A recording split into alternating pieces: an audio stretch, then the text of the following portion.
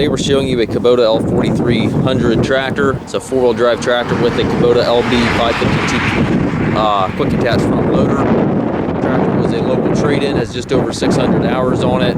It's a good running tractor, solid tractor with no known mechanical issues. Cosmetically, the tractor's nice. It's certainly not perfect. It's got some scuffs and dents in it from normal usage. Just kind of comes with the territory of an older tractor.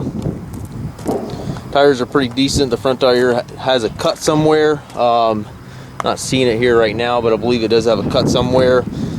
It's not losing air, but you can see some damage to the tire. Back tires are good. Again, was a local trade-in, just over 600 hours. It is one of our budget-friendly tractors, so it is selling as is, where is.